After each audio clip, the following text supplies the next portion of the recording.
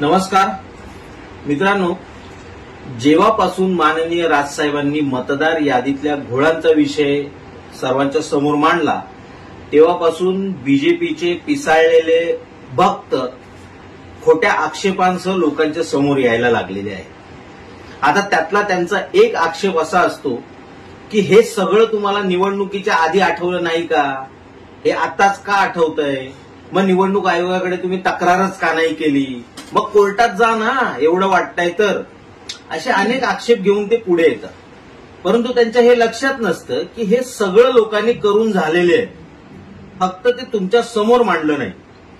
अशीच एक केस स्टडी मी आज तुमच्या समोर मांडणार आहे। मित्रांनो, 2024च्या विधानसभेच्या आधी पनवेल विधानसभेमध्ये शेतकरी कामगार पक्षाचे नेते माननीय बाळाराम पाटील यांनी असं सर्व मतदार याद्यांवरती काम करून जवळपास 85,000 दुबार मतदार हे शोधून काढले होते आणि ह्या सर्वाची तक्रार पुराव्यासह त्यांनी निवडणूक आयोगाकडे केली होती।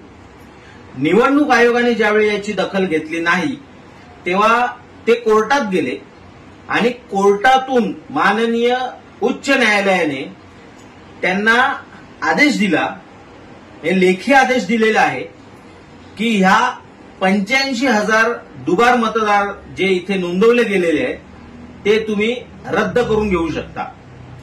ते पत्र घेऊन ते पुन्हा निवडणूक आयोगाचे इकडचे म्हणजे प्रांत असतील, तहसीलदार असतील, अधिकाऱ्यांकडे आले। त्यांनी ते आदेश दाखवला।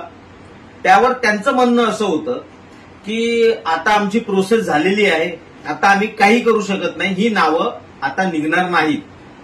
तुम्हाला सांगतो मित्रांनो, 85,000 दुबार मतदार ही नावं न काढल्याचा परिणाम असा झाला की पनवेल विधानसभेमध्ये भाजपाचे प्रशांत ठाकूर जिंकले ते 50,000 मतांनी जिंकलेले आहेत। जर ही 85,000 दुबार नावं काढली असते, मतदार काढले असते, तर कदाचित विजय हा बाळाराम पाटील यांचा झाला असता।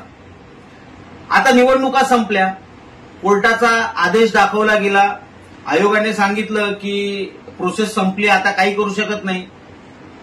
जवळपास विधानसभेच्या निवडणुका संपून आता वर्ष होत आलं, अजूनही ती नावं काढलेली नाहीत। याच्यावरून तुम्ही समजू शकता की ही दुबार नावं, ही बोगस मतदार भारतीय जनता पक्षासाठी किती महत्वाची आहे।